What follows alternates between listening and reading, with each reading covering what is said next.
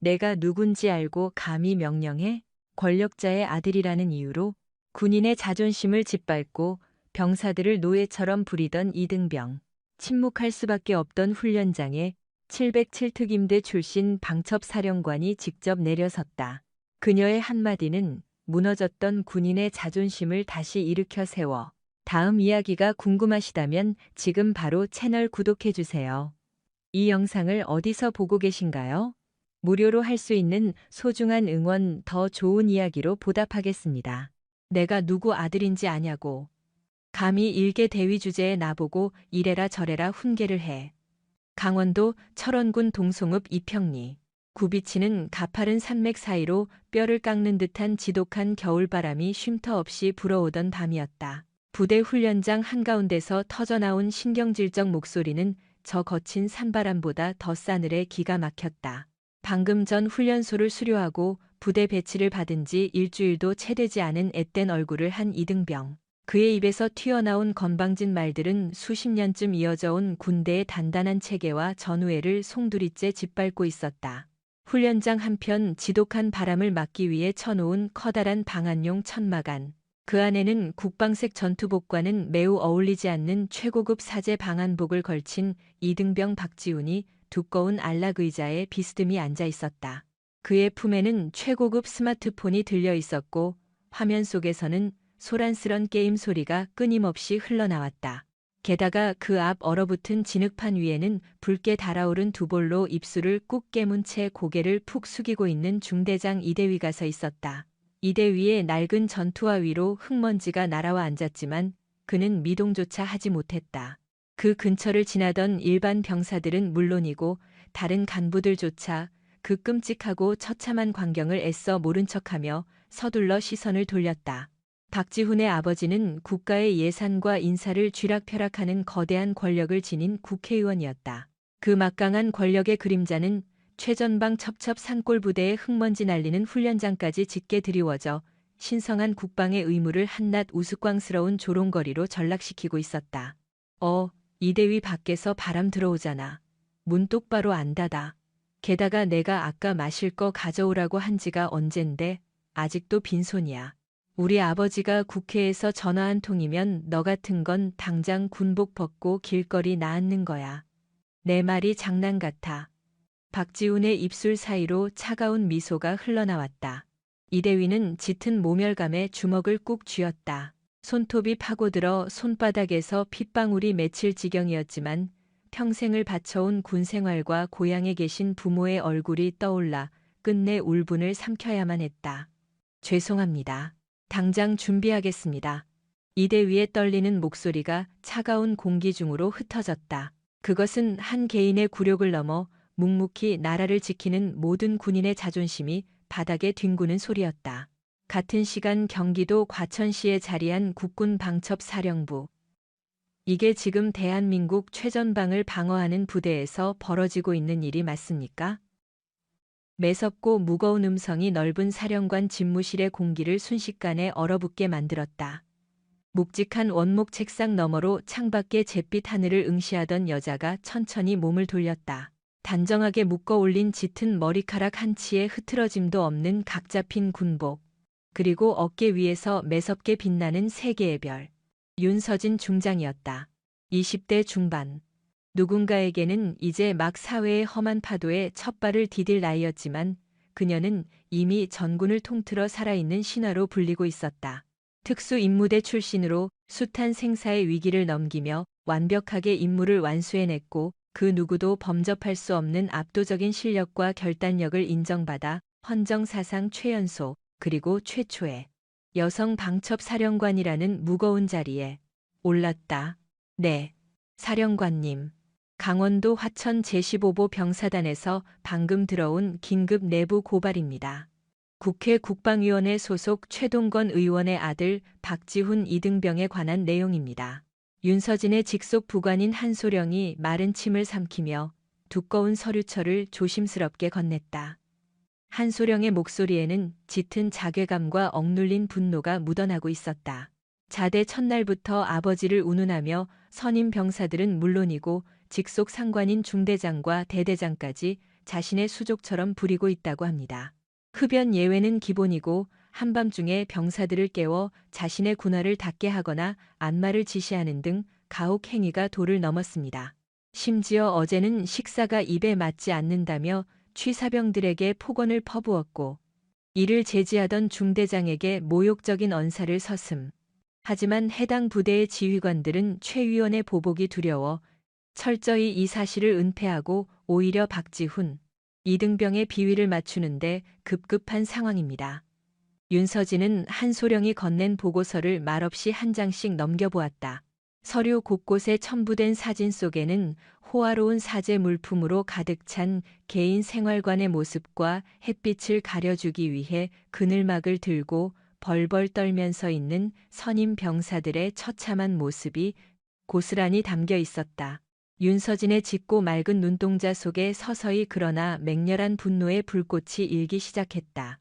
특수임무대 시절 칠흑 같은 어둠 속에서 전우가 내 품에 안겨 피를 흘리며 숨을 거둘 때도 우리는 결코 나라를 원망하지 않았습니다.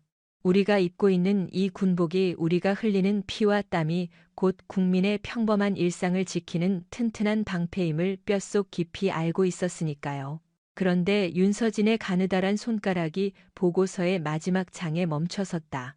그것은 부당하고 모욕적인 대우를 끝내 견디지 못한 이대위가 남몰래 작성해둔 하지만 차마 위로 제출하지 못하고 서랍 깊숙한 곳에 숨겨두었던 전역 지원서였다. 지원서 한 구석에는 눈물 자국이 선명하게 번져 있었다. 그 눈물 자국을 보는 순간 윤서진은 들고 있던 문서를 책상 위로 거칠게 내던졌다. 이건 단순한 군기강 사고가 아닙니다. 국가를 위해 자신의 빛나는 청춘을 기꺼이 바치는 평범한 청년들의 고귀한 헌신을 무참히 짓밟고 보이지 않는 곳에서 묵묵히 나라를 지키는 진짜 군인들의 명예를 시궁창에 처박는 극악무도한 범죄입니다. 사령관님. 하지만 상대는 헌법기관인 현직 국회의원입니다. 그것도 예산을 쥐고 흔드는 국방위원회 소속입니다. 섣불리 직접 나서셨다가는 자칫 사령관님과 사령부 전체에 큰 재앙이 닥칠 수 있습니다. 정식으로 감찰부서에 이관하여 최대한 조용히 규정대로 처리하는 것이 한소령. 윤서진의 단호하고 매서운 부름에 한소령이 황급히 입을 다물었다. 군복은 권력자의 자식을 편안하게 모시기 위해 입는 하인들의 의복이 아닙니다. 가장 춥고 외로운 곳에서 고통받는 내 동료들을 지키기 위해 기꺼이 입는 수의입니다. 조용히 처리해. 저들이 병사들의 피눈물을 쥐어짜고 자존심을 짓밟을 때는 백주 대낮에 훈련장 한가운데서 공개적으로 하면서 우리가 저 썩어 빠진 자들을 심판할 때는 왜 어두운 밀실에 숨어서 눈치를 봐야 합니까? 윤서진이 자리에서 일어나 한치의 구김도 없는 군복의 옷깃을 여미며 벽에 걸려있던 방첩 사령관의 모자를 집어들었다. 그녀의 눈빛은 한겨울의 얼음보다 더 차갑고 매섭게 빛나고 있었다. 출동 차량 대기하십시오. 화천으로 직접 갑니다.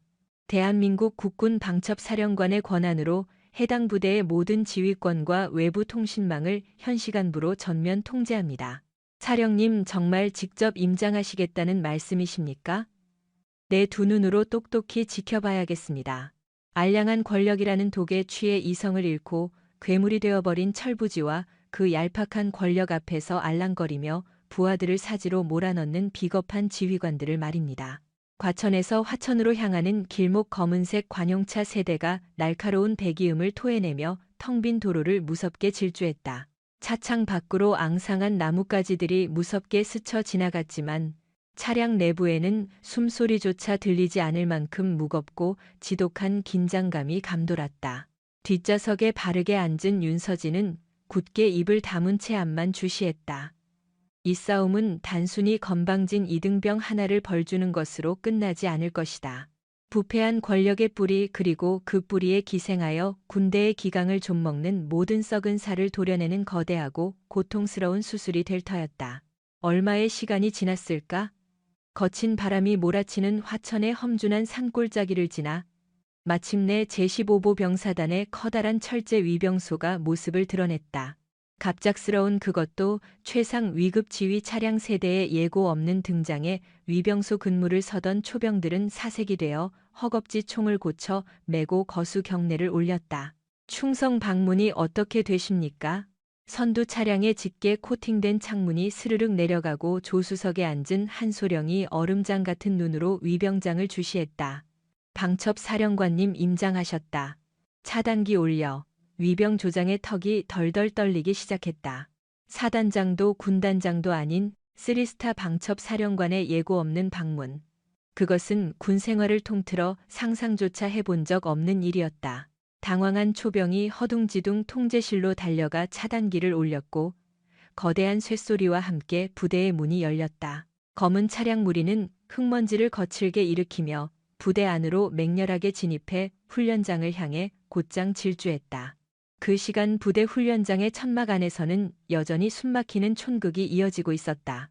아, 진짜 차가 왜 이렇게 미지근해? 내가 뜨겁게 타오라고 했지. 너희들 정말 군생활 편하게 하고 싶지 않지? 박지훈이 마시던 찻잔을 바닥으로 거칠게 집어 던졌다. 쨍그랑하는 소리와 함께 뜨거운 찬물이 튀어올랐고 이대위와 곁에 서 있던 병사들은 몸을 움찔하며 고개를 숙였다. 야, 이대위 주방 가서 다시 박지훈이 다시금 매서운 목소리를 높이려던 찰나였다. 거친 타이어 마찰음이 부대 전체를 뒤흔들며 훈련장 한가운데를 가로지르던 검은색 관용차 세대가 급정거했다. 흩날리는 누런 흙먼지 사이로 뒷좌석의 무거운 문이 열리며 광이 나는 검은색 전투화가 단호하게 땅에 닿았다. 주변의 공기가 순식간에 진공 상태가 된 것처럼 무겁게 가라앉았다. 군복 가슴에 선명하게 새겨진 국군 방첩 사령부의 흉장. 그리고 어깨 위에서 눈이 부시도록 번쩍이는 세 개의 별. 주위에서 눈치를 보며 서성이던 장교들과 사역 중이던 사병들이 일제히 마법에 걸린 듯 굳어버린 채 그 자리에 멈춰섰다.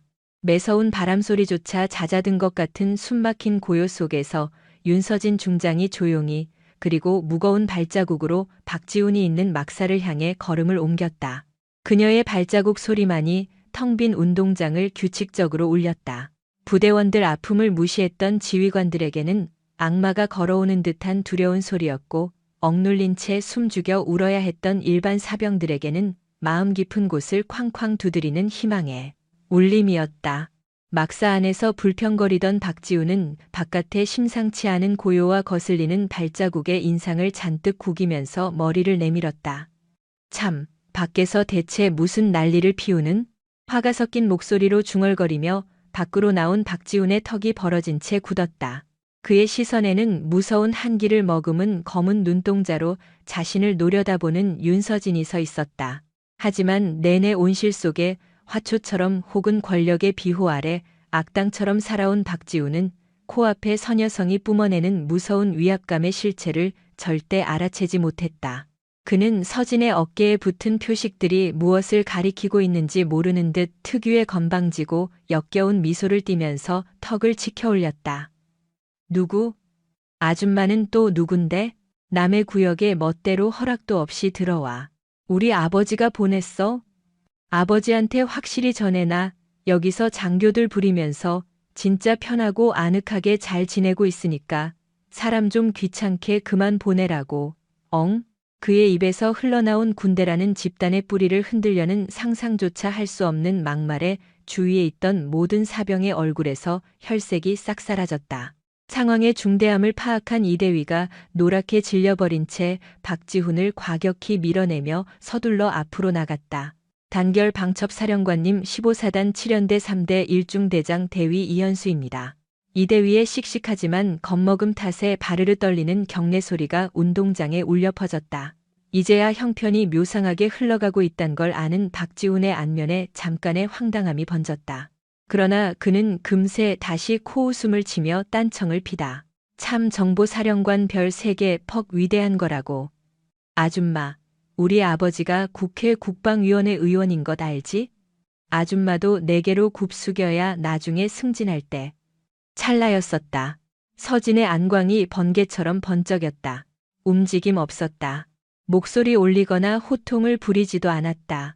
오직 그녀가 박지훈을 보고 2걸음쯤 걸어가며 토해낸 무서운 살기만으로 주위의 대기가 무거워져 목이 대조이는 거대한 위압감이 운동장을 삼켰다. 쉿 닥쳐라. 서진의 굵고 고요한 하지만 북극풍같이 차가운 호통말에 박지훈의 목이 신기루처럼 타막혔다. 살아오며 단 한 번도 맛본 적이 없는 거대하고 압도적인 포스에 스스로 모르게 그의 양 무릎이 덜덜덜덜 떨리기 시작했다. 서진은 박지훈을 벌레 보듯 차갑게 지나쳐 머리를 푹 숙인 채 어깨를 떨고 있는 이대위를 향해 조용히 돌아섰다. 모욕받고 무너진 그러나 누구보다 자랑스러워할 대한민국 육군 대위의 뒷모습, 서진의 눈동자가 희미하게 젖어갔다. 커다란 소용돌 이제 막 시작되려 하고 있었다. 운동장에 흩날리었던 흙먼지가 천천히 가라앉고 있었다. 그러나 그 공간에 모인 사병들의 심장 박동은 터질 듯이 강하게 쿵쾅댔다. 그 누구 하나 굳이 숨소리조차 내지 못하는 숨막힌 고요 속에서 윤서진 중장의 두 눈은 오직 단사람 머리를 푹 숙인 채 굳어버려 있는 중대장 이대위만을 향해 있었다. 서진이 조용히 걸음을 옮겨 이대위의 코앞까지 다가갔다. 매서운 겨울바람에 빨갛튼 튼 그의 뺨과 수치심에 짓눌려 바르르 떨리고 있는 굳은 입술이 서진의 시야에 맺혔다. 장교의 긍지라고는 찾아볼 수 없을 만큼 초라하게 굽은 어깨, 그리고 흙먼지로 얼룩진 낡은 전투복. 서진은 말없이 손을 뻗어 이대위의 어깨에 내려앉은 흙먼지를 탁탁 털어냈다. 그 조심스럽고 따뜻한 손길에 굳어있던 이대위의 어깨가 흠칫 놀라며 강게 떨렸다. 이대위 얼굴을 드십시오. 서진의 목소리는 낮았지만 그 속에는 707 특수임무단 시절부터 생사고락을 함께했던 전우들을 향해 품었던 짙은 애정과 굳건한 신뢰가 고스란히 담겨 있었다. 사령관님 죄송합니다. 제가 지휘관으로서 면목이 없습니다. 이대위의 목소리는 형편없이 부서져 있었다. 그의 두 눈에서는 마침내 참아왔던 뜨거운 눈물이 왈칵 쏟아져 내렸다. 지난 일주일 동안 권력자의 아들이라는 악마 앞에서 자신의 부하들이 겪어야 했던 모욕과 그것을 막아주지 못한 스스로에 대한 뼈저린 죄책감이 한꺼번에 터져나온 것이다. 당신이 미안할 일이 아닙니다. 국가의 부름을 받고 온 청년들을 권력의 노예로 전락시킨 자들, 그리고 그 썩어빠진 권력에 기생하여 부하들의 피눈물을 무시한 비겁한 자들이 무릎을 꿇고 사죄해야 할 일입니다. 서진의 냉혹한 선고가 운동장의 차가운 공기를 가르고 울려 퍼졌다. 그 찰나 상황의 심각성을 전혀 파악하지 못한 박지훈이 뒤에서 짜증 가득한 목소리로 끼어들었다. 아니 진짜 다들 미쳤어? 우리 아버지가 누군지 진짜 몰라서 이래. 야, 이대위 너 우리 아버지한테 전화해서 내 군생활 끝장, 나는 꼴 봐야 정신 차릴래? 당신도 마찬가지야. 별 3개면 다야. 내가 당장 아버지한테 전화해서 당신 옷 벗게 만들어 줄 테니까 딱 기다려. 박지훈은 씩씩거리며 품수 속에서 최신형 개인 스마트폰을 끄집어냈다. 그 건방지고 기막힌 행동에 주위 사병들은 경악을 금치 못했다. 박지훈이 거친 손길로 통화 버튼을 누르려던 순간이었다. 그거 당장 내려놓으십시오. 서진의 뒤를 지키고 서 있던 부관 한소령이 성큼 다가가 박지훈의 손목을 강하게 잡아챘다. 아, 이거 놔라. 너 미쳤어? 내가 누군지 알아? 소속부대 통제관의 정당한 인가 없이 영내 무단으로 스마트폰을 반입하고 사용하는 것은 중대한 군사보안 위반입니다. 또한 상관을 향한 협박 및 모욕죄의 현행범으로서 방첩 사령관님의 직권으로 해당 기기를 압수 조치합니다. 한소령은 박지훈의 손에서 기기를 빼앗아든 뒤 그의 팔을 뒤로 꺾어 단단히 제압했다. 평생 누군가에게 험한 대우를 받아본 적 없던 박지훈은 비명을 지르며 발버둥을 쳤다. 꺾으라고? 우리 아버지가 가만둘 것 같아? 당장 놓아.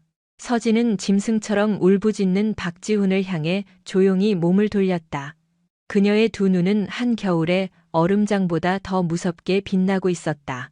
네 아버지가 누구든 네가 밖에서 어떤 대단한 삶을 살았든 이곳 운동장에 발을 들이고 군복을 입은 순간부터 너는 그저 대한민국 국군의 통제를 받는 일개 사병일 뿐이다. 군대의 규율을 조롱하고 상관의 명예를 짓밟고 전우들을 노예처럼 부린 대가가 얼마나 끔찍한지 내 그 건방진 뼛속 깊이 새겨주겠다. 바로 그때였다. 저 멀리서 지휘관용 관용차 한 대가 흙먼지를 일으키며 미친 듯이 달려와 급정거했다. 차문이 열리기도 전에 노랗게 사색이 된 연대장 최대령과 대대장 윤중령이 숨을 헐떡이며 굴러떨어지듯 차에서 내렸다. 방첩 사령관의 예고 없는 강림 소식을 듣고 넋이 나간 채 달려온 참이었다. 충충성 제15보병 4단 7연대장 대령 최동석 3대 대장 중령 윤태호 4. 사령관님께서 갑자기 어떤 일로 임장하셨는지 연대장 최대령은 이마에서 쏟아지는 식은땀을 닦아내지도 못한 채 덜덜 떨리는 목소리로 거수 경례를 올렸다. 그의 시선은 제 앞당에 있는 박지훈과 차갑게 굳어있는 서진의 얼굴 사이를 불안하게 오갔다. 어쩐 일로 왔냐고 물으셨습니까? 서진의 목소리가 낮게 가라앉았다. 폭풍이 몰아치기 직전에 끔찍한 고요함이었다. 최전방에서 묵묵히 땀 흘리는 우리 사병들이 국회의원 아들의 수발을 들기 위해 방한용 막사를 치고 그늘막을 들고 있어야 하는 이 어이없는 상황을 내 두 눈으로 직접 확인하러 왔습니다. 대대장 윤중령이 안면이 흑빛이 되어 더듬더듬 변명을 늘어놓기 시작했다. 사령관님, 오해가 있으십니다. 저 사병은 평소 지병이 있어서 그리고 국방위원회 소속 의원님의 자제분이다 보니 부대 차원에서 불필요한 마찰을 줄이고자 약간의 혜택을 제공한 것뿐입니다. 절대 군기를 무너뜨리려던 의도는 불필요한 마찰을 줄인다. 서진의 안광이 무섭게 번쩍였다. 그녀가 한 걸음 다가가 윤중령을 쏘아보자 그는 엄청난 살기에 짓눌려 숨조차 제대로 쉬지 못하고 뒷걸음질을 쳤다. 장교진의 가장 중요한 임무가 무엇입니까? 권력자의 비위를 맞추어 자신의 승진을 지키는 것입니까? 아니면 적의 위협과 부당한 억압으로부터 부대원들을 목숨 걸고 지켜내는 것입니까? 운동장을 쩌렁쩌렁 울리는 서진의 호통에 최대령과 윤중령은 꿀먹은 벙어리처럼 입을 다물었다. 부모님 앞에서는 세상 무엇과도 바꿀 수 없는 귀한 아들들입니다. 국가를 지키겠다는 숭고한 마음 하나로 춥고 배고픈 이곳까지 온 청년들입니다. 그런데 당신들은 보잘것없는 승진 욕심과 얄팍한 비겁함 때문에 그 귀한 사병들의 가슴에 대못을 박았습니다. 부대원들 지키지 못하는 지휘관은 그 어깨에 표작물들 달 자격이 없습니다. 서진은 고개를 돌려 운동장 가장자리에 숨죽인 채 서 있는 일반 사병들을 바라보았다. 극한의 날씨 속에서도 불평 한마디 없이 언손을 녹여가며 일일하던 그들, 권력의 횡포 앞에서 무력감을 느끼며 고개 숙여야 했던 그들의 눈동자가 흔들리고 있었다. 서진의 눈동자가 다시 한번 붉어졌다. 그녀가 사병들을 향해 조용히 걸음을 옮겼다. 타 국군 최고의 정보수장인 정보사령관이 가장 낮은 계급의 사병들 앞에 멈춰섰다. 그동안 정말 고생 많았습니다. 서진의 따뜻하면서도 굳건한 목소리가 사병들의 귓가를 울렸다. 군대의 최고의 지휘관 중 한 사람으로서 여러분이 겪었을 모욕감과 슬픔에 대해 진심으로 사죄드립니다. 여러분은 누군가의 하인 노릇을 하기 위해 군복을 입은 것이 아닙니다. 여러분 한 명 한 명은 대한민국을 지탱하는 가장 빛나시고 자랑스러운 기둥입니다. 오늘 이후로 이 부대에서 여러분의 헌신을 조롱하는 일은 단 한 건도 발생하지 않을 것입니다. 제가 제 목숨과 명예를 걸고 여러분의 자존심을 지켜내겠습니다. 그 말이 끝나는 순간 운동장 곳곳에서 억눌렸던 울음소리가 터져나오기 시작했다. 안면에 묻은 흙먼지를 닦아낼 생각도 하지 못한 채 사병들은 굵은 눈물을 뚝뚝 흘리며 서로의 어깨를 감싸안다. 권력의 무게에 짓누려고 있었던 자신들의 존재 가치와 진짜 군인으로서의 긍지가 다시 뜨겁게 타오르는 순간이었다. 이대위 역시 두 손으로 얼굴을 감싼 채 오열하고 있었다. 자, 사령관님, 아무리 그래도 최 의원님이 이 사실을 아시면 가만히 계시지 않을 겁니다. 군 전체의 예산이 삭감될 수도 있습니다. 부디 이성을 찾으시고 끝까지 상황 파악을 하지 못하고 자신의 목숨만 걱정하며 매달리는 연대장 최대령을 향해 서진이 차가운 판결을 내렸다. 한소령 예령관님이 시간부로 제15보병사단 7연대장과 3대 대장의 지휘권을 전면 박탈한다. 정보사령부 직속 수사관들을 즉각 투입하여 이들이 최 의원 측과 결탁하여 조직적으로 군기를 문란하게 한 혐의, 그리고 부대원들 상대로 직권을 남용한 혐의에 대해 철저하게 압수. 수색을 진행해라. 예, 알겠습니다. 사령관님, 제발 한 번만 용서해 주십시오. 사령관님 바닥에 주저앉아 바지가랑이를 붙잡고 늘어지려는 지휘관들을 차갑게도 뿌리치며 서진은 다시 박지훈을 향해 섰다. 방금 전까지 기고만장하던 박지훈의 눈동자에는 이제 짙은 공포와 좌절이 스며 있었다. 너를 군사법정에 세워 가장 무거운 형벌을 받게 할 것이다. 네 아버지가 가진 권력이 얼마나 보잘것없는지, 그 권력으로 덮으려 했던 진실이 얼마나 무서운 것인지 뼈저리게 느끼게 될 것이다. 끌어내 정보사령부 소속 헌병들이 달려들어 발버둥치는 박지훈과 넋이 나간 장교진들을 관용차에 강제로 밀어넣었다. 매서운 겨울바람은 여전히 매섭게 불고 있었지만 운동장을 감돌던 절망적이고 기괴한 공기는 온데간데 없이 사라졌다. 그 자리에는 분리에 맞서 싸우는 진정한 군인의 맹렬한 기백과 상처받은 전우들을 보듬어 안는 따뜻한 감동만이 가득 채워져 있었다. 서진은 멀어져가는 자동차의 뒷모습을 바라보며 깊은 숨을 내쉬었다. 이제 곧 최 의원 측의 거대하고 악독한 반격이 시작될 것이다. 그들은 자신들의 치부를 감추기 위해 군 내부의 파벌을 움직이고 언론을 통제하며 서진의 숨통을 조여올 것이 뻔했다. 하지만 서진의 안광에는 한치의 흔들림도 없었다. 뒤에서 자신을 바라보고 있는 수백 명의 사병들과 이대위 그리고 그들이 흘린 뜨거운 눈물이 그녀를 더욱 단단하게 만들고 있었다. 진정한 전투는 이제부터 시작이었다. 여의도 국회의 사당 굳게 닫힌 의원실 문 너머로 숨막히는 무거운 침묵이 짓누르고 있었다. 최고급 가죽 의자에 깊숙이 기대앉은 최동건 의원의 안면은 한겨울의 얼음장처럼 차갑게 굳어 있었다.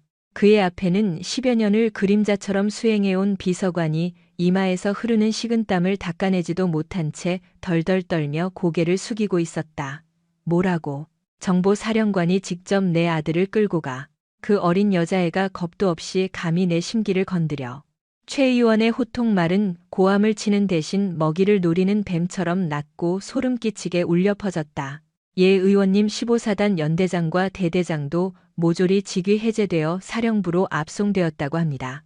지금 정보사령부 지하의 특별조사실에 아드님이 구금되어 있습니다.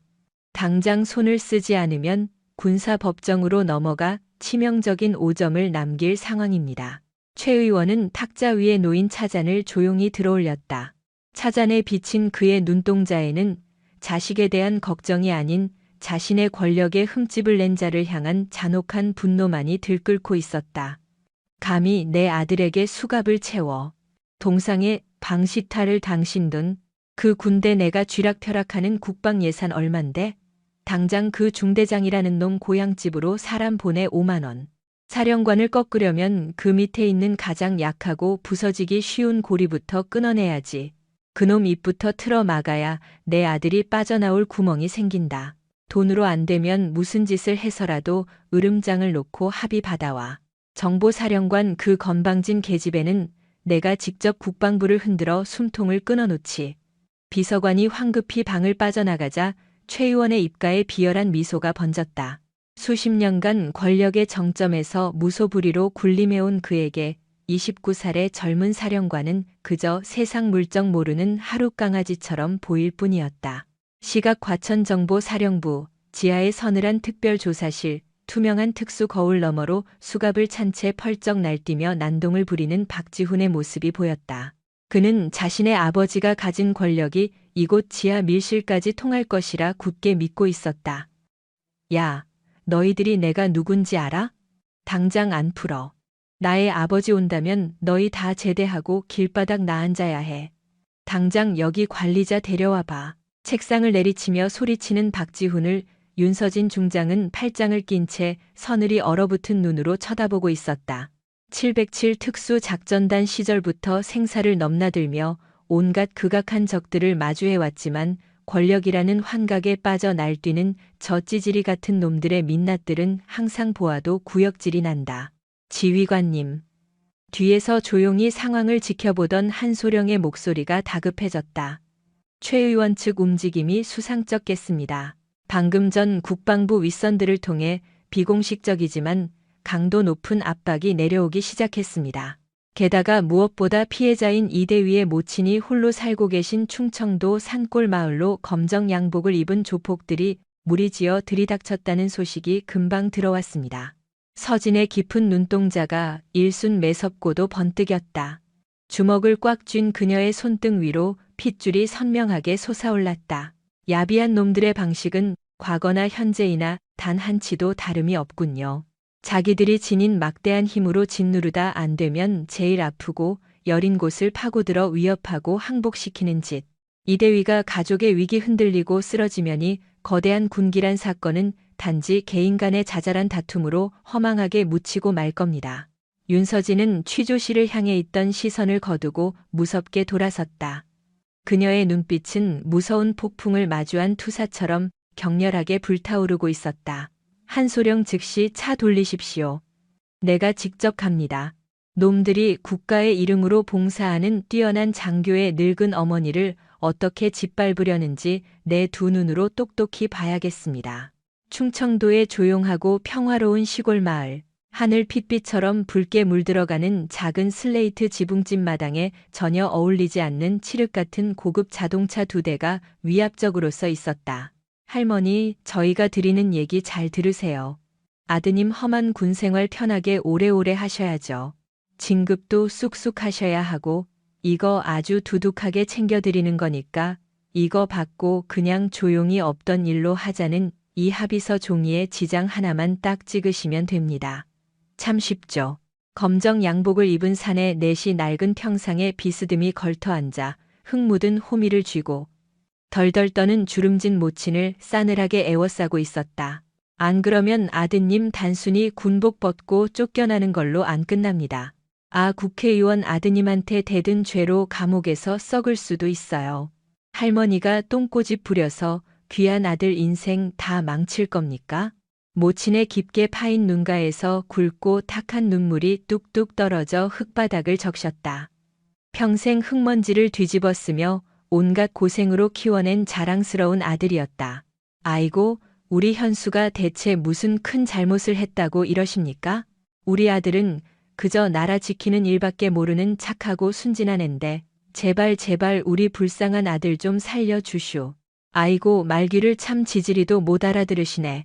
그러니까 빨리 도장 안 찍고 뭐해? 인내심이 바닥난 사내 하나가 위협적으로 고함을 지르며 바닥에 주저앉은 모친의 멱살을 향해 무섭고 폭력적인 손을 뻗는 바로 그 절체절명의 순간이었다.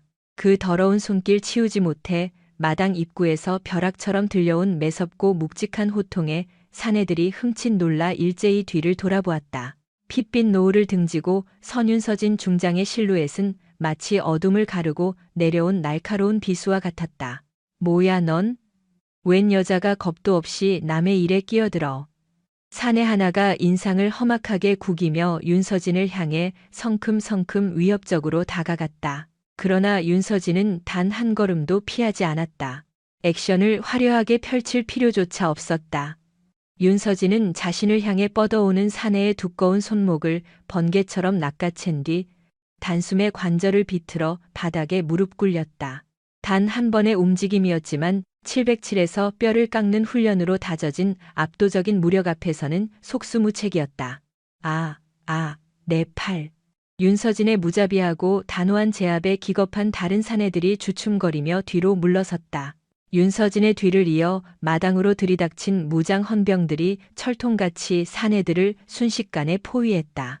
윤서진이 바닥에 뒹굴며 신음하는 사내들을 내려다보며 매서운 선고를 냈다. 방첩사령관 이윤서진 중장이다. 무고한 민간인을, 그것도 평생을 국가와 국민에게 헌신한 국군 장교의 늙고 힘없는 어머니를 협박하고 금전으로 매수하려 한 중죄. 너희들이 하늘처럼 모시는 그 대단한 의원님도이 추악하고 역겨운 죄는 절대 덮지 못할 것이다. 모조리 포박해서 사령부로 끌고 가. 사내들이 헌병들에게 무참히 끌려나가고 흙먼지만 텅 빈 마당. 윤서진은 적을 향해 꼿꼿이 세웠던 자세를 풀고 공포에 질려 벌벌 떨며 바닥에 주저앉아 있는 모친을 향해 천천히 아주 조심스럽게 다가갔다. 대한민국 국군의 모든 정보를 통제하는 3스타 사령관의 빛나는 무릎이 차가운 흙바닥 위로 망설임 없이 닿았다. 윤서진은 흙투성이가 된 모친의 거칠고 앙상한 두 손을 자신의 따뜻한 두 손으로 빈틈없이 꽉 감싸주었다. 어머니 많이 놀라셨습니까? 제가 너무 늦게 와서 정말 죄송합니다. 모친은 눈물로 얼룩진 시야 탓에 윤서진의 어깨에서 빛나는 세 개의 별을 제대로 알아볼 리 없었다. 그저 군복을 입은 아주 높은 사람이라는 것만 어렴풋이 짐작할 뿐 여전히 두려움에 찬 목소리로 애원했다. 아이고 높은 장교님, 우리 현수가 진짜로 감옥에 가는 겁니까? 우리 아들 억울하게 군복 벗어야 합니까? 제발 우리 아들 좀 한 번만 살려주소. 그 절박한 목소리에 윤서진의 맑고 깊은 눈동자에도 결국 뜨거운 눈물이 차올랐다. 권력의 추악한 이기심에 가장 먼저 피 흘리고 상처받는 것은 언제나 묵묵히 자신의 자리를 지키는 선량하고 평범한 이들이었다. 지는 모친의 거친 손등에 자신의 고개를 숙이고 억눌린 감정을 담아 진심으로 속삭였다. 아닙니다, 어머니. 아드님은 잘못한 것이 단 하나도 없습니다.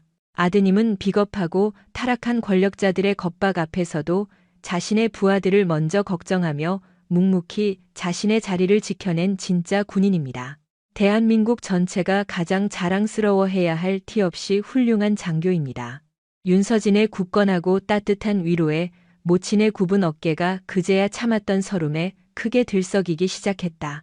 윤서진은 자신의 군복 소매로 모친의 눈물을 닦아내며 굳건한 목소리로 다짐했다. 제가 사령관이 가진 모든 명예와 목숨을 걸고서라도 아드님의 자랑스러운 군복과 어머니께서 흘리신 눈물을 끝까지 지켜드리겠습니다. 그러니 이제 아무 걱정하지 마시고 푹 주무십시오. 붉은 노을이 완전히 자취를 감추고 차가운 어둠이 깔리는 시골 마을. 윤서진의 진심 어린 위로에 모친은 그제야 맺혀있던 안도의 한숨을 내쉬며 윤서진의 어깨에 기대어 어린아이처럼 엉엉 소리내어 울었다. 윤서진은 차가운 밤바람 속에서 모친의 마른 등을 오랫동안 토닥였다. 하지만 뭉클한 감동의 여운이 가기도 전에 윤서진의 주머니 속 연락망이 차갑고 신경질적으로 울리기 시작했다. 국방부 장관실에서 온 긴급 호출이었다. 가장 약하고 여린 곳을 가까스로 보호해냈으니 이제는 가장 거대하고 썩어빠진 권력의 심장부와 직접 마주해야 할 피할 수 없는 시간이 다가온 것이다. 모든 것을 집어삼킬 듯한 거대한 정치적 폭풍이 윤서진의 턱 밑까지 서늘하게 다가와 있었다. 충청도의 외딴 시골 마을을 뒤로 한 채 서울특별시 용산구를 향해 맹렬하게 내달리는 관용차 안. 칠흑같이 어두운 밤에 정막만이 차가운 공기를 무겁게 맴돌고 있었다. 창밖으로 빠르게 스쳐 지나가는 흐릿한 가로등 불빛이 윤서진 중장의 단단하게 굳은 뺨 위로 쓰러졌다. 흩어지기를 반복했다. 그녀의 시선은 캄캄한 허공을 향해 있었지만 머릿속에는 조금 전 차가운 흙바닥에 엎드려 서럽게 오열하던 이대 위의 늙은 어머니. 그 굽은 등과 흙투성이가 된 거친 손마디가 지워지지 않는 낙인처럼 깊게 찍혀 있었다. 자식을 향한 맹목적인 사랑을 인질로 삼아 가장 비열한 방식으로 진실을 덮으려 했던 부패한 권력의 끔찍한 민낯. 그것은 총탄이 빗발치던 707 특수작전단 시절 마주했던 그 어떤 흉악한 적보다도 잔혹하고 구역질이 나는 것이었다. 권력의 눈이 먼 자들은 자신들의 안위 위해서라면 타인의 피눈물 따위는 짓밟아도 되는 하찮은 먼지로 여기고 있었다. 얼마의 시간이 흘렀을까? 무거운 타이어 마찰음과 함께 차량이 용산 국방부 청사 정문 안으로 미끄러져 들어갔다. 모두가 깊이 잠든 한밤중이었지만 거대한 청사 건물은 대낮처럼 불을 밝히고 있었다.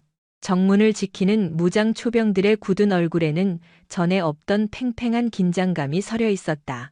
방첩 사령관의 예고 없는 강제 수사와 현직 유력 국회의원 아들의 구금 소식은 이미 군수 내부 전체를 발칵 뒤집어 놓은 거대한 지진과도 같았다. 지휘관님 장관실 도착했습니다. 한소령의 무거운 목소리에 윤서진은 말없이 고개를 끄덕였다. 차에서 내려 청사 안으로 들어서자 서늘한 공기가 폐부를 찔렀다. 승강기를 타고 올라가 묵직하게 닫힌 문이 열리자 길고 어두운 대리석 복도가 아득하게 펼쳐졌다. 서진의 굽이 바닥에 부딪혀내는 규칙적이고 날카로운 발소리만이 고요한 청사 내부를 서늘하게 울렸다. 권력의 심장부를 향해 걸어가는 그 발걸음에는 한치의 망설임도 묻어나지 않았다. 육중한 나무문을 열고 들어선 국방부 장관 집무실은 매캐한 담배 연기로 시야가 뿌옇게 흐려져 있었다. 충성! 방첩사령관 이윤서진 중장 국방부 장관의 긴급 호출을 받고 입장했습니다. 윤서진의 흔들림 없는 우렁찬 관등 성명에도 넓은 소파 한가운데 깊숙이 파묻혀 있던 윤건우 국방부 장관은 한참 동안 아무런 대답이 없었다. 그의 주변에는 참모총장을 비롯한 굵직한 군 수뇌부 몇몇이 좌불안석으로 앉아 마른 침을 삼키며 식은땀을 흘리고 있었다.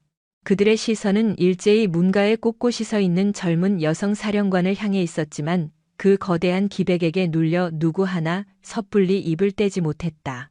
윤 중장 기어이 야심한 밤에 늙은 사람들의 명주를 끊어 놓아야 속이 시원하겠나? 윤 장관이 피로에 찬 목소리로 정막을 깼다.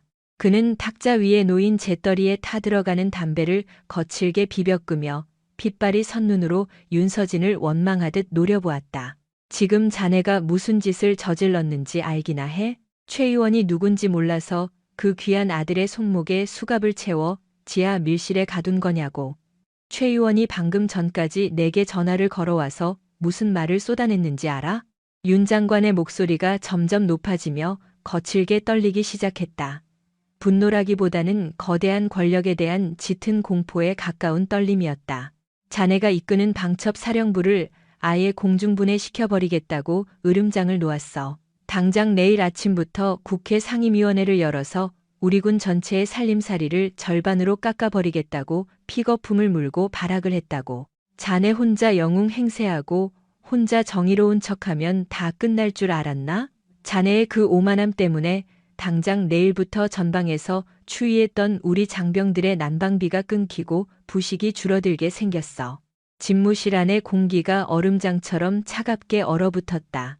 주변에 앉은 장군들은 고개를 푹 숙인 채 윤서진의 눈치만 살폈다. 이것이 바로 부패한 권력이 휘두르는 진짜 무기였다. 상대방의 가장 아픈 곳을 교묘하게 찌르고 병사들의 아니라는 대의명분을 앞세워 올바른 행동에 억지 죄책감을 뒤집어 씌우는 비열한 겁박.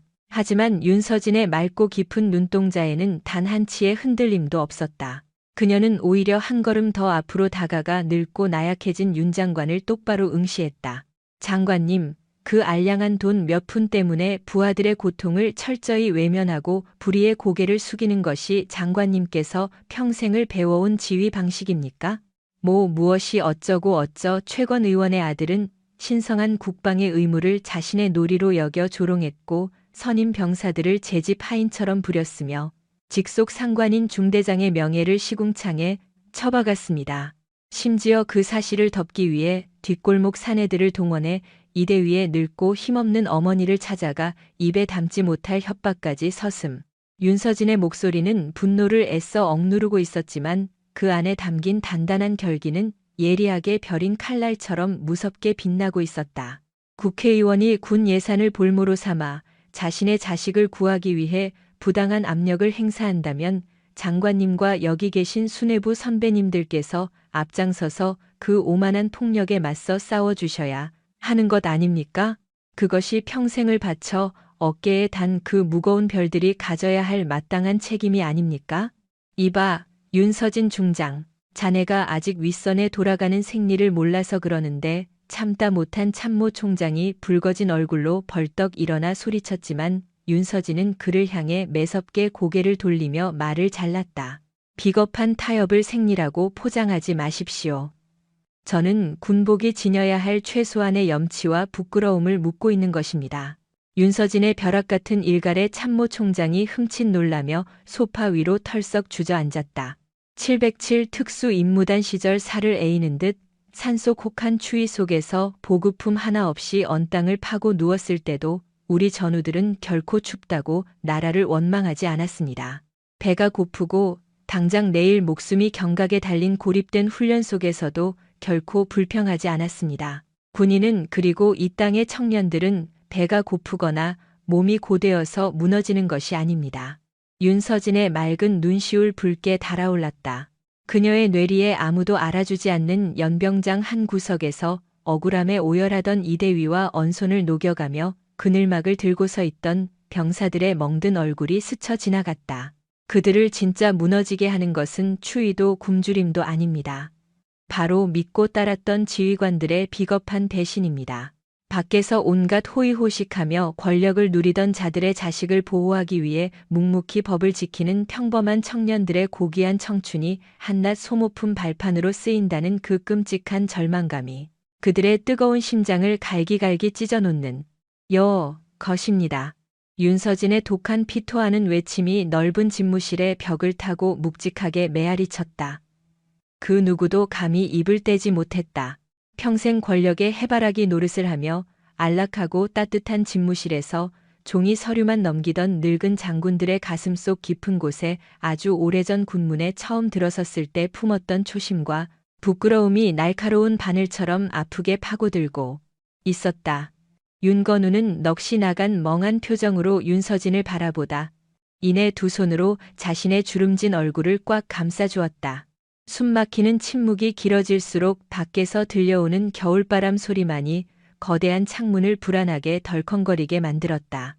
최동건 의원에게 분명히 전해주십시오. 서진이 몸을 돌려 문을 향해 걸어가며 최후의 경고를 날렸다. 내일 즉시 국회를 열어 우리 부대를 해체하든 권력을 휘둘러 제 군복을 빼앗든 마음대로 해보라고 말입니다. 그러나 제가 이 군복을 벗고 쫓겨나는 그 최후의 순간까지 저 건방진 박지훈은 절대 조사실을 두 발로 쉽게 걸어나가지 못할 것입니다. 당첩 사령관이라는 제 평생의 영광과 생명을 모두 포기해서라도 부하들의 명예심을 짓밟은 자는 그가 누구든 법의 가장 무섭고 무거운 심판대 위에 세우고야 말겠습니다. 서진이 묵직한 문을 힘차게 열고 밖으로 나섰다. 컴컴한 복도를 나아가는 그녀의 발걸음은 무서운 비바람 앞에서도 무너지지 않는 튼튼하고 강력한 바위와 같았다. 권력이라는 거창한 이름으로 포장된 치사한 탐욕 앞에서 29의 앳된 사령관은 단지 진실과 명예라는 방패 하나만을 심장에 품은 채 홀로 꿋꿋하게 서 있었다. 박 장관의 집무실 문이 묵직하게 닫히는 소리와 함께 서진의 곁을 조용히 따르는 한소령의 두 눈에도 벅차온 믿음과 감동의 눈물이 맺혀 있었다. 이 차갑고 잔혹한 밤이 끝나고 날이 밝으면 짐승처럼 화에 취해 소리치는 최 의원의 악질 사냥개들이 곳곳에서 서진의 목줄을 물어뜯기 위해 지독하게 덤벼들 것이다. 언론과 정치를 이용한 상상조차 못할 위협이 그녀의 목을 옥개올 것이 자명했다. 그러나 서진은 하나도 무섭지 않았다. 칠흑 같은 어둠 속에서도 본인을 믿고 오늘 밤을 버텨내는 수많은 병사들의 애절한 눈빛을 생각하며 그녀는 조용히 그 엄청난 폭풍의 한가운데를 향해 단호하게 발걸음을 옮기고 있었다. 확실한 성공은 양보에서 오는 것이 아니라 분리에 절대 타협하지 않는 꺾이지 않는 마음에서부터 아름답게 솟아나는 법이라는 위대한 교훈을 그녀의 발걸음이 보여주고 있었다. 용산 국방부 청사에서의 태풍 같은 대면이 끝난 직후 여의도 국회의 사당의 늦은 밤은 그 어느 때보다 스산하고 차갑게 달아오르고 있었다. 국방위원회 간사 최동건 의원의 대형 집무실 커다란 암막 커튼이 쳐진 방 안에는 피말리는 정적만이 무겁게 가라앉아 있었다. 값비싼 직물들로 덮인 안락 의자에 조용히 몸을 기대선 최동건 의원의 입가에는 섬뜩한 웃음이 걸려 있었다. 그의 옆에는 국방부 조사본부장과 군검찰단장이 핏기가 빠진 얼굴로 차렷 자세를 지키고 있었다. 한평생 군복을 입고 살아온 고위급 장교들이었지만 권력의 꿀맛에 중독되어 그들은 이미 알아서 군인의 길을 저버린 지 한참 된 최 의원의 충성된 사냥개들에 불과했다. 조사본부장 그리고 검찰단장 내 확실히 일러두는데 그 건방진 계집애가 지휘관 자리에서 제 발로 걸어 내려오게 해놔라. 어떤 수를 부려서도 우리 사령부를 뒤져 티끌 하나라도 나올 때까지 바닥부터 천장까지 몽땅 긁어 모으란 것이다. 최 의원의 짙고 거친 듯한 목소리가 집무실의 서늘한 공기를 찢었다. 예, 위원님 즉시 명일 아침날이 밝기 전에 긴급 수사팀을 구성해서 당첩 사령부 건물을 전면 수색하겠습니다.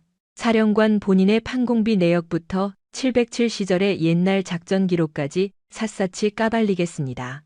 군 검찰단장이 비겁하게 고개를 숙이며 응답했다. 기억해. 밖으로 요란하게 빠져나가게 하지 마. 쥐도 새도 모르게 완벽하게 내부 감찰과 군법 위반이라는 핑계로서 조여서 그 교만한 사령관 밑에서 시종 노릇을 하는 부관놈부터 끌어들여서 탈탈 털어. 부하가 신음하는 걸 보면 아무리 강한 년이라도 쓰러질 수밖에 없으니까. 이튿날 새벽 날이 밝기도 전에 검은 어둠이 덮인 수도권 과천 국군 방첩사령부, 고요했던 사령부 운동장으로 여러 대의 새까만 군검찰 관용차 무리가 무서운 파열음을 내며 들이닥쳤다. 문이 젖히고 냉혹한 얼굴의 수사관 여러 명이 개미떼처럼 몰려나 나와 사령부 본청 건물을 포위했다. 정문 쪽에서 경계 근무를 서던 초병들이 기겁하여 앞을 막아섰지만 선두의 선수 사과장 대령이 험하게 보초를 치원했다. 길터라. 국방부 장관의 도장이 찍힌 방첩사령부 특별감찰 및 압수수색 문서이다. 금일이 시간부로 사령부의 모든 출입을 통제하고 전산망을 끊어버려. 수사관들이 군화발 소리를 시끄럽게 내며 사령부 안쪽로 들어왔다. 복도에서 업무 중이던 방첩사령부 요원들이 당혹한 표정으로 자리에서 일어섰다. 수사관들은 요원들의 자리를 강압으로 차지하고 서류함의 비밀키를 무섭게 뜯어내 시작했다. 즉시 그 찰나 사령관 집무실의 육중한 문이 열리며 윤서진 중장이 전신을 드러냈다. 단 한 줌의 구김도 안 된 군복 그리고 서늘이 진정되어 깊은 눈동자. 그녀가 복도에 등장하자 거칠게만 서류를 훑었던 수사관들의 행동이 멈칫하며 한순간 무거운 침묵이 깔렸다. 이서진 중장님 군검찰단 수사과장 윤대령입니다. 상부의 명령에 맞춰 사령부 예산 오남용 혐의로 수색건을 윤대령이 머뭇거리며 서류를 건네려 했지만 서진은 그 서류 뭉텅이에는 시선조차 주지 않았다. 그녀는 고요히 그러나 폭발적인 살기를 토해내며 윤대령의 눈앞까지 걸어갔다. 누구 뜻대로 내 전우들의 성역을 더럽히나? 서진의 꾸지람은 차가움을 넘어 뼛속까지 소름 돋게 만드는 서슬퍼런 분노를 띠고 있었다. 방첩사령부는 대한민국의 방어선이다. 확실한 반역 혐의가 증명되지 않은 이상 그 누구도 이 장소의 서류 한 장, 전산기기 하나 멋대로 만져볼 수 없다. 즉시 손 떼고 꺼져버려. 사령관님, 이번엔 공식적인 영장 절차입니다. 직무 집행을 거부하시면 사령관님마저 즉각 구속할 수 있습니다. 윤대령이 힘겹게 목소리를 올렸지만 서진은 눈 하나 흔들리지 않았다. 그녀의 뒤로 한소령을 포함한 방첩사령부의 최정예 요원들이 굳건히 다가와 커다란 장벽처럼 섰었다. 707 특수임무단 소속 사령관의 앞을 지키는 그들의 안광은 타락해진 권력의 앞잡이들과는 차원이 다른 결연함을 품고 있었다. 체포해보라. 서진이 두 팔을 펼치며 꼿꼿이 섰다. 그러나 기억해라. 나를 구속하는 순간 최동건 의원이 군산을 미끼로 국방부를 압박한 사실, 그리고 내 부하의 늙은 노모님을 압박하기 위해 돈 봉투와 사내들을 보낸 더러운 짓거리들이 만천하에 쓰인 수사 보고서가 국회의 모든 야당 의원실로 전송될 것이다. 나와 내 전우들은 이미 생명을 내놓고 이 자리에 섰다. 너희들의 그 알량한 권력으로 우리의 입을 막을 수 있을 것 같으냐? 윤대령의 콧등에서 짙은 식은땀이 흘러내렸다. 사령부를 한숨에 장악하려던 계획은 바위처럼 강력한 윤서진장 사령관의 의지 앞에서 산산분해가 나고 있었다. 서진은 자신의 뒤에 선한 소령과 전우들을 돌아보며 다정하지만 강력한 목소리로 지시했다. 단 한 명도 위치에서 도망치지 마라. 우리는 권력의 협박에 고개 숙일 나약자가 아니다. 저들이 우리의 자부심을 더럽히려 한다면 우리는 끝까지 진실이라는 무기로 맞서 견딘다. 알겠나? 방첩사령부 복도를 쩌렁쩌렁 울리는 서진의 지시. 권력의 사냥개들은 그 엄청난 기세에 압도돼 더 이상 한 발자국도 앞으로 걸어가지 못한 채 굳어서야만 했다. 팽팽한 기싸움의 태풍 한가운데서 서진은 두려움 없는 눈빛으로 다가올 고난을 조용히 대비하고 있었다. 전면 수색 시도가 무의로 돌아가고 며칠 뒤 여의도 국회의 사당 내 국계 문이 잠긴 국방위원회 소회의실. 외부의 시선과 귀가 철저하게 막혀지니 조용한 공간에서 최동건 의원이 이끄는 비공개 청문회가 열렸다. 언론의 보도조차 완벽히 통제된 오직 윤서진 지휘관 한 명을 사회적으로 파멸하고 계급장을 떼내기 위해 만들어진 끔찍한 인민재판의 장이었다. 회의실 가운데 놓인 단 하나의 의자. 그곳에 윤서진 중장이 꼿꼿 자세로 앉아 있었다. 그녀의 앞에는 커다란 책상을 둘러싸고 권력의 꿀맛에 물든 중년의 남성 정치인들이 포식자처럼 굶주인 눈빛으로 그녀를 내려다보고 있었다.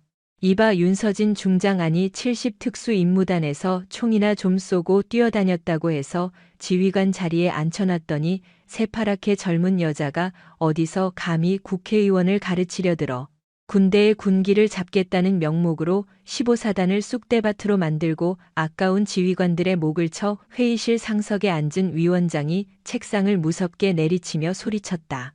맞아. 박지훈 이등병거는 단순한 병사 간의 다툼이었을 뿐인데 자네가 독단적으로 부대를 장악하고 무리한 수사를 벌인 것 아닌가? 국방위원회 간사님의 자식분이라는 이유로 일부러 표적 수사를 한 것이라는 제보가 쏟아지고 있어. 다른 의원들도 앞다투어 서진을 물어뜯기 시작했다. 그들은 진실에는 티끌에 관심이 없었다. 오직 같은 권력층인 최 의원의 체면을 살려주고 감히 권력에 저항하니 앳된 여성 사령관의 길을 꺾어놓는데 혈안이 되어 있었다. 그러나 서진은 쏟아지는 모욕과 비난의 화살 앞에서도 단 한 번도 눈을 피하지 않았다. 그녀의 단정한 제복은 캄캄한 회의실 안에서 홀로 빛을 뿜어내 있었다. 표적 수사라고 하셨습니까? 서진이 침착하게 입을 뗐다. 단순한 병사 간의 다툼이 아닙니다. 입대 첫날부터 선임 병사들을 노예처럼 부리고 자신의 부모가 가진 권력을 무기 삼아 지휘관을 협박했습니다. 부대의 일과를 마비시키고 혹한의 추위 속에서 조용히 나라를 지키는 전우들의 명예심을 짓밟습니다. 시끄러워. 증거도 없이 어디서 감히 신성한 국회에서 망언을 늘어놓는 거야. 최건 의원이 마침내 참지 못하고 자리에서 벌떡 일어나 소리쳤다. 그의 안색은 분노와 수치심으로 붉게 달아올라 있었다. 너 하나 옷 벗기는 건 일도 아니야. 즉시 내일이라도 군 검찰에 넘겨서 직권 남용으로 감옥에 쳐넣어 주지 내 부하놈들도 전부 다 옷 벗게 될 줄 알아. 최 의원의 끔찍한 협박. 하지만 서진은 고요히 자리에서 일어나 품속에서 두꺼운 서류 봉투 하나를 꺼내 책상 위에 올렸다. 증거를 원하십니까? 서진의 차가운 목소리에 소회의실의 정적이 한순간 얼어붙었다. 이 문서에는 최동건 의원께서 며칠 전 충청도 시골 마을에 사내들을 보내어 피해 중대장인 이대위의 늙은 노모님을 돈으로 매수하려 했던 모든 진실이 담겨 있습니다. 돈봉투에 출처 사내들의 자백 진술서, 그리고 그 지시가 내려진 전화통화 녹음까지 완벽하게 말입니다. 서진이 건넨 증거에 최 의원의 낯빛이 순식간에 하얗게 질렸다. 주변에 앉아 동조하던 다른 의원들도 사태의 심각성을 눈치채고 슬금슬금 고개를 돌리기 시작했다. 자식을 아끼고 싶은 부모의 심정은 이해합니다. 그러나 그 알량한 권력으로 타인의 일상을 파괴하고 약자의 약점을 쥐고 흔들어 진실을 감추려 한 행위는 더러운 범죄일 뿐입니다. 서진의 밝고 또렷한 음성이 닫힌 회의실을 묵직하게 울렸다. 저를 감옥에 당넣으시려면 넣으십시오. 제 군복을 찢어 벗기시려면 그렇게 하십시오. 저는 권력에 복종하여 편안한 길을 걷기 위해 이 군복을 입은 것이 아닙니다. 제가 지켜야 할 것은 당신들 같은 타락한 권력자들의 체면이 아니라 가장 춥고 낮은 곳에서 불평 한마디 없이 피 흘리는 내 전우들의 명예입니다. 서진은 최건 의원을 향해 고요히 그러나 피할 수 없는 지독한 기세로 다가갔다. 박지훈 이등병의 죄악 그리고 최 의원님이 저지른 이 모든 치사한 공작들 방첩사령관의 이름을 걸고 샅샅이 파헤쳐 군사법정의 가장 준엄한 심판대 위에 올려놓겠습니다. 이것은 제 최후 경고입니다. 최 의원은 다리에 힘이 빠진 듯 의자에 털썩 주저앉았다. 평생을 권력의 지배자로 군림해온 그가 29의 앳된 장군이 토해내는 거대한 정의의 압박에 완벽히 짓눌려 버린 순간이었다. 그녀는 절대 무너지지 않는 가장 튼튼하고 위대한 방패였다. 여의도 국회의 사당에 조용한 소외의 시를 뒤흔들었던 윤서진 중장의 매서운 최후 통첩은 철옹성 같았던 타락 권력의 심장부에 파멸적인 균열을 냈다. 최건 의원이 내몰린 낭떠러지 끝에 침묵은 길지 않았다. 돈으로 늙은 노모를 매수하려 했던 확실한 증거와 녹취록 앞에서는 그를 호위하던 국방부의 썩은 수뇌부들조차 자신들의 동아주를 지켜내기 위해 등을 돌릴 수밖에 없었다. 어제의 충견이었던 군검찰은 하룻밤 사이에 이빨을 드러낸 승량이 때로 돌변했다. 그들은 자신들이 살기 위해 최 의원의 집무실과 박지훈, 이등병의 개인 계좌, 그리고 그들에게 아부하며 전우들을 팔아넘겼던 15사단의 비열한 지휘관들을 향해 무자비한 전면 수색을 단행했다. 커다란 고목나무 같았던 타락의 뿌리가 하루아침에 악취를 풍기며 통째로 뽑혀나가는 그야말로 비참하고도 통쾌한 멸망이었다. 며칠 뒤 강원도 화천군 사내면 사창리 제15보 병사단의 운동장 살을 베는 듯한 극한의 겨울바람은 어느새 기세를 잃고 꽁꽁 얼어붙었던 흙바닥 위로 약한 봄내음이 번져가고 있었다. 그러나 서진이 다시 찾은 부대의 공기는 화려한 성공의 기쁨이라기보다는 무서운 비바람이 휩쓸고 지나간 뒤에 무거운 침묵에 더 가까웠다. 까만색 관용차에서 내린 서진의 맑고 깊은 눈동자가 조용히 운동장을 훑었다. 박지훈이 귀족처럼 누워있던 커다란 난방용 텐트는 자취도 없이 철거되었고 그를 위해 가림막을 들고 덜덜 떨던 사병들의 모습도 사라졌다. 밖으로 보기에는 모든 것이 제자리로 돌아온 듯했다. 신성한 국방의 임무를 조롱하던 자들은 징역살이를 하게 되었고 전우들을 사지로 내몰았던 대대장과 연대장은 수치스럽게도 군복을 벗었다. 필승 15사단 3대 이중대장 대위 이도진 사령관님 방문을 환영합니다. 저 멀리서 서진을 발견하고 뛰어온 이대위가 우렁찬 목소리로 인사를 올렸다. 흙먼지를 뒤집어 쓰고 수치심에 고개를 푹 숙고 있던 며칠 전의 비참한 모습과는 달랐다. 그의 어깨는 반듯하게 펴져 있었고 목소리에는 군인로서의 강력한 의지가 서려 있었다. 서진은 특유의 차분하고 따뜻한 미소로 그의 경례를 받았다. 안색이 한결 편안해 보입니다. 이대위 노모님은 그날 밤 이후로 무탈하십니까? 예. 지휘관님께서 친히 오셔서 지켜주신 덕분에 시골집에서 다시 평안하게 지내고 계십니다. 매일 새벽마다 맑은 물을 떠놓고 사령관님의 무사를 위해 기도를 올리신다고 하십니다. 정말 그 은혜는 평생 군복을 입고 조국에 헌신하며 갚겠습니다. 이대위의 눈시울이 붉게 달아올랐다. 서진은 다정스런 손길로 그의 낡은 전투복 어깨를 가볍게 두드려 주었다.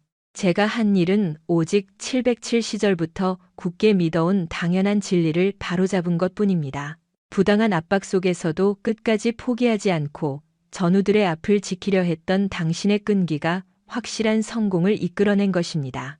그러나 윤서진의 격려에도 변함없이 이대위의 안색에는 감출 수 없는 깊은 어둠이 가라앉아 있었다. 죄인들이 심판받았으니 부대 전체가 축제 분위기여야 마땅함에도 그의 붉어진 눈가에는 여전히 억눌린 슬픔이 묻어났다. 윤서진의 예리한 직감이 그 미세한 균열을 놓치지 않았다. 무슨 일 생겼나요? 표정이 아직 완전히 풀리지 않았군요. 윤서진의 조심스러운 질문에 이대위는 마른 침을 삼키며 고개를 푹 숙였다. 그의 거친 두 손이 바들바들 떨리고 있었다. 사령관님, 나쁜 지휘관들은 떠났고 부대는 다시 평온을 되찾았습니다. 그러나 제 부하들의 마음은 여전히 그 지옥 같았던 연병장 한가운데 갇혀 있습니다. 이대위의 갈라진 목소리가 차가운 공기를 가르며 흩어졌다. 박지훈이 저를 모욕하고 부하들에게 폭언을 퍼불 때 대대장의 강압적인 지시에 못 이겨 억지로 박지훈의 비위를 맞추고 후임들을 닥달해야만 했던 선임 병사들이 있습니다. 그들은 상관의 명령에 순응했을 뿐이지만 지금은 끔찍한 죄책감과 자기 혐오에 시달리고 있습니다. 자신이 전우를 팔아넘긴 겁쟁이라며 매일 밤 악몽을 꾸고 환청에 시달리다 못해 발작을 일으키는 아이들까지 생겨났습니다. 어제는 결국 제중대 상병 하나가 버티지 못하고 수도병원 폐쇄병동으로 긴급 후송되었습니다. 그 말을 듣는 순간 윤서진의 가슴이 덜컥 내려앉았다. 권력의 핵심부를 도려내는데 성공했다며 잠시나마 안도했던 스스로가 끝없이 원망스러워졌다. 눈에 보이는 종양을 제거했다고 해서 이미 온몸에 혈관을 타고 퍼져버린 고통의 독이 스스로 사라지는 것은 아니었다. 평범하고 선량한 청년들을 권력의 폭력 앞에 강제로 세워두고 공범으로 전락시킨 것. 그것이 부패한 권력이 남긴 가장 잔혹하고 지독한 그림자였다. 윤서진의 시선이 텅 빈 운동장을 향했다. 차가운 바람 속에서 억지로 굽실거려야 했던 병사들 동기를 지키지 못하고 고개를 돌려야만 했던 22살 청년들의 숨죽인 울음소리가 아직도 그 흙바닥 위를 맴도는 듯했다. 제 잘못입니다. 윤서진의 단호하고도 슬픈 목소리에 이대위가 놀라 고개를 들었다. 대한민국 군정보의 최고 정점에 서 있는 방첩사령관이 일개 대위 앞에서 고개를 숙이고 있었다. 악당을 베어내는 것에만 집중하느라 그들의 칼날에 베인 상처를 제때 돌보지 못했습니다. 부당한 명령에 순응할 수밖에 없었던 병사들은 겁쟁이가 아닙니다. 그들은 국가가 보호하지 못한 뼈 아픈 희생자들입니다. 윤서진은 두 손을 꽉 쥐었다.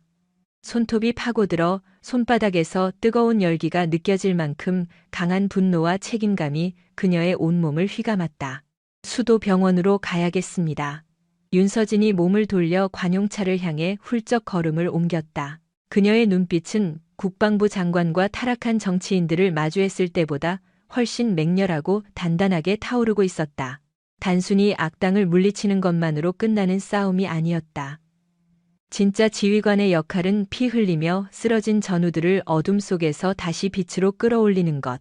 무너진 자존심의 파편들을 하나하나 주워 담아 다시는 깨지지 않는 단단한 방패로 만들어주는 것이었다.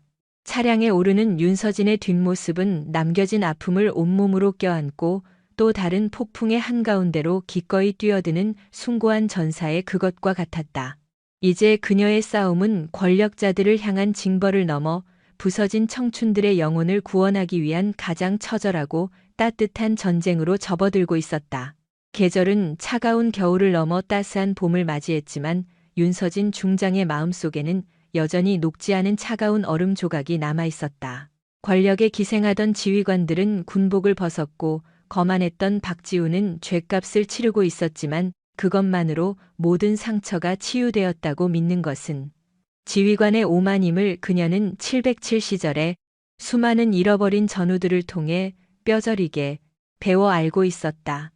경기도 성남시에 위치한 국군 수도병원 정막이 감도는 하얀 복도 끝에 병을 치료하는 폐쇄병동 앞을 윤서진이 묵묵히 걸어가고 있었다. 그녀의 곁에는 수척해진 안색의 국방부 소속 남성 군의관이 무거운 표정으로 동행하고 있었다.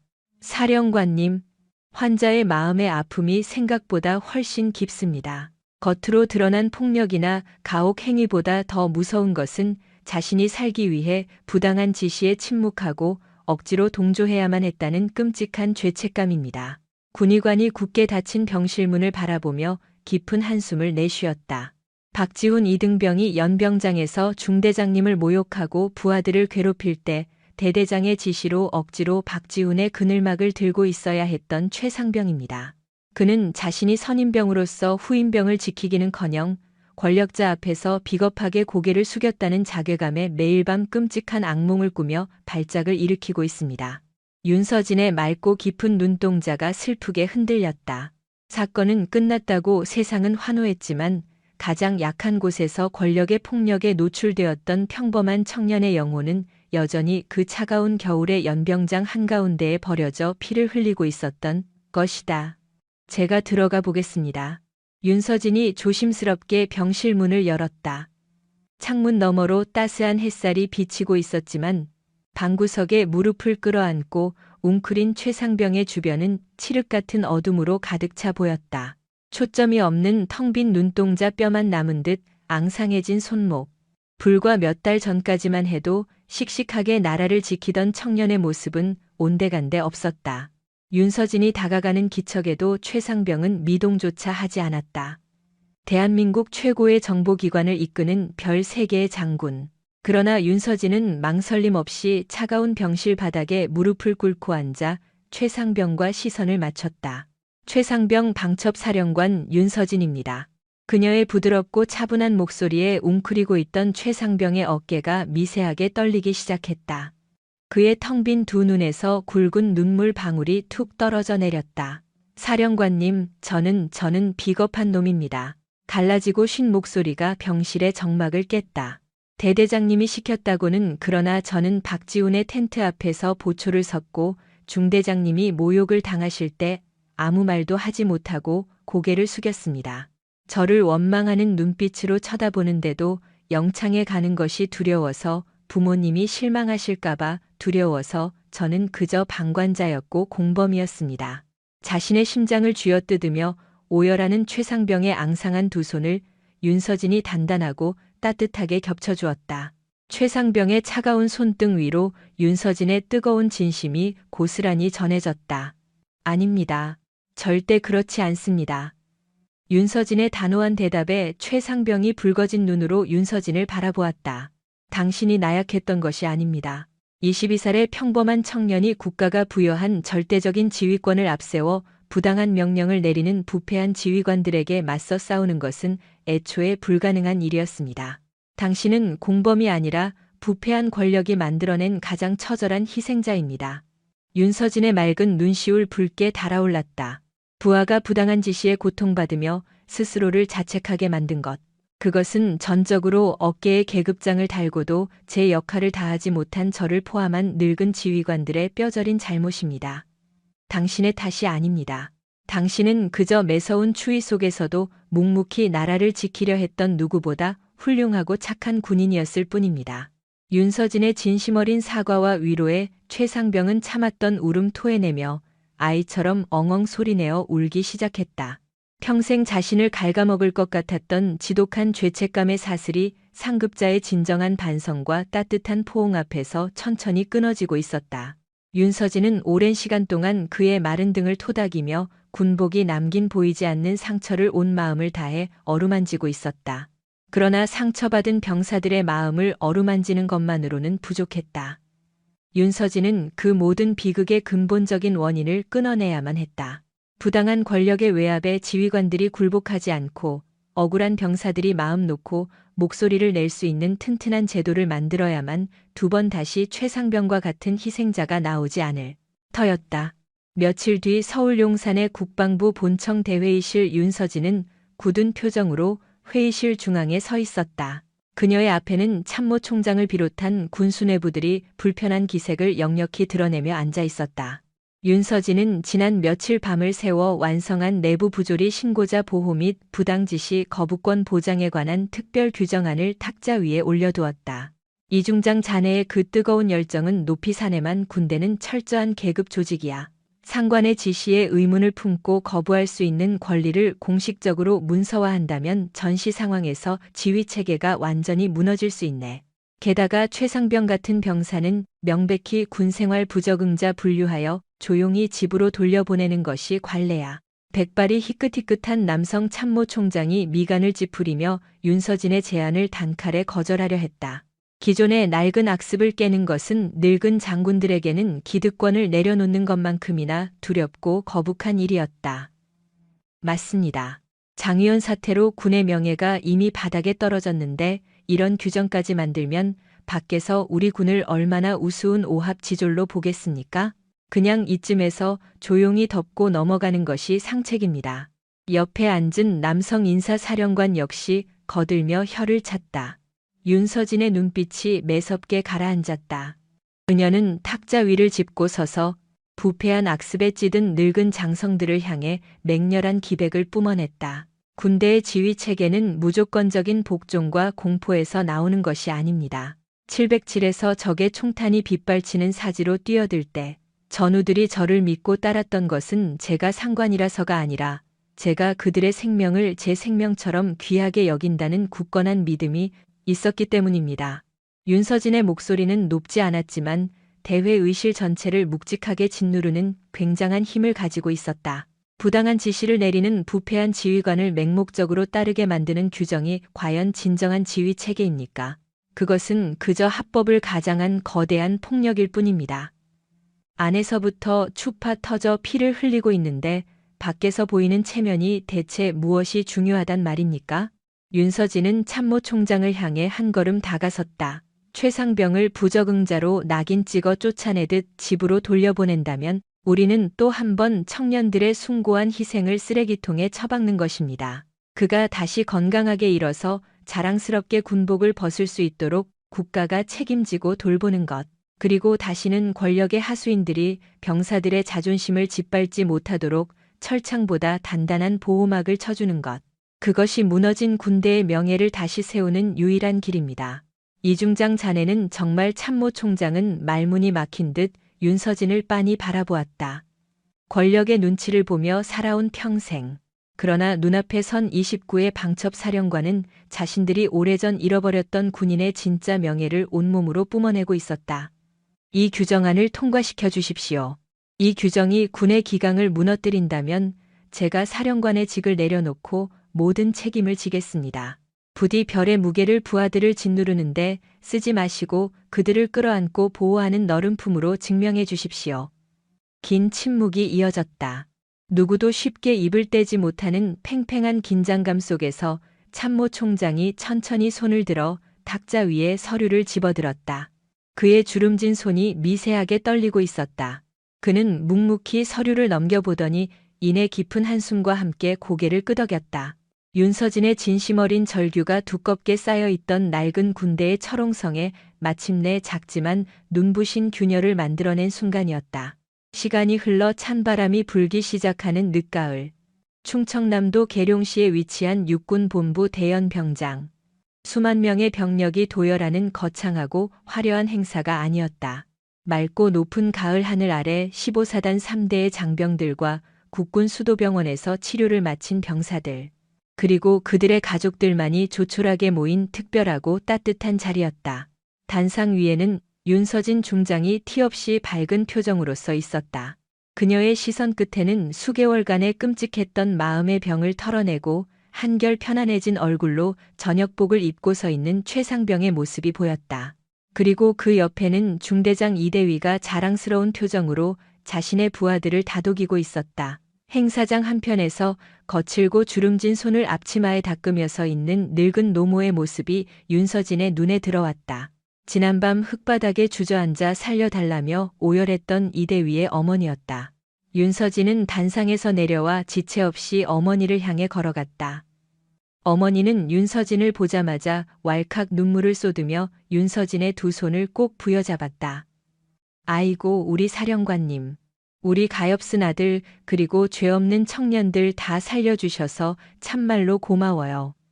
사령관님 아니었으면 우리 윤도현 어찌 살았을까요? 아닙니다. 어머니. 그 모진 시련 속에서도 비겁하게 도망치지 않고 끝까지 진실을 마주한 훌륭한 아드님과 병사들 덕분입니다. 어머니께서 훌륭하게 키워주신 아들들이 스스로 이 나라를 지켜낸 것입니다. 윤서진은 어머니의 거친 손을 자신의 뺨에 가져다 대며 따뜻하게 미소 지었다. 권력의 비열한 위협 앞에서도 끝내 무너지지 않은 평범한 사람들의 위대한 승리였다. 이 이후 행사의 마지막 윤서진 사령관의 훈화 시간이 다가왔다. 윤서진이 마이크 앞에 서자 연병장에는 바람소리 하나 들리지 않을 만큼 깊고 경건한 정적이 내려앉았다. 병사들의 눈망울은 윤서진을 향한 절대적인 존경과 사랑으로 반짝이고 있었다. 자랑스러운 대한민국 국군 장병 여러분, 그리고 귀한 아들들을 조국에 맡겨주신 가족 여러분. 윤서진의 차분하고 단단한 목소리가 넓은 연병장을 감싸 안았다. 군복은 권력자의 힘을 과시하기 위해 입는 갑옷이 아닙니다. 군복은 가장 춥고 외로운 곳에서 국민의 평화로운 일상을 지키기 위해 기꺼이 자신의 청춘을 희생하는 숭고한 수의입니다. 윤서진의 시선이 이대위와 최상병, 그리고 도열한 수많은 앳된 병사들의 얼굴을 하나하나 어루만지듯 훑고 지나갔다. 어떤 거대한 권력도 어떤 부당한 폭력도 여러분이 흘리는 땀방울과 헌신의 가치를 깎아내릴 수 없습니다. 여러분 한 사람 한 사람은 누군가의 귀한 아들이자 조국의 어두운 밤을 밝히는 가장 찬란하고 눈부신 별입니다. 윤서진의 맑은 눈이 감동으로 촉촉하게 젖어들었다. 상관의 지시에 순응하는 법을 배우기 전에 진실 앞에서 비겁하지 않은 법을 먼저 배우십시오. 권력자에게 고개 숙이는 법을 배우기 전에 옆에 전우의 짐을 함께 나누어지는 진짜 용기를 배우십시오. 여러분이 부당함에 맞서 흘리는 눈물이 있다면 제가 가지니 어깨에 별 3개와 사령관이라는 모든 명예를 내던져서라도 여러분의 가장 튼튼하고 거대한 방패가 되어주겠습니다. 윤서진이 단상 아래로 내려와 도열한 장병들을 향해 꼿한 자세로 거수 경례를 올렸다. 지휘관이 부하들을 향해 올리는 가장 존경스럽고 진심이 담긴 경례였다. 충성. 수백 명의 장병들이 일제히 눈물을 훔치며 목이 터져라 우렁찬 경례 구호로 화답했다. 최종적인 의미와 교훈은 다음과 같습니다. 권력은 사람을 두렵게 만들 수는 있습니다. 하지만 그 어떤 권력도 진실을 영원히 묻어버릴 수는 없습니다. 진짜 지휘관이란 어깨 위에 달린 별의 개수로 군림하는 사람이 아닙니다. 가장 춥고 외로운 자리에서 묵묵히 버티고 있는 병사의 눈물과 자존심까지 끝까지 지켜주는 사람이 바로 진짜 지휘관입니다. 군복은 권력을 과시하기 위해 입는 옷이 아닙니다. 누군가의 평범한 일상을 지키기 위해 자신의 청춘과 삶을 기꺼이 내놓겠다는 약속입니다. 그래서 군인의 가치는 맹목적인 복종에서 나오지 않습니다. 불의 앞에서 침묵하지 않는 용기, 그리고 어떤 압력 속에서도 정의를 포기하지 않는 마음에서 시작됩니다. 결국 역사는 권력의 이름을 기억하는 것이 아니라 끝까지 진실을 지키려 했던 한 사람의 용기와 그 순간 서로의 등을 지켜준 전우들의 명예를 기억하게 될 것입니다.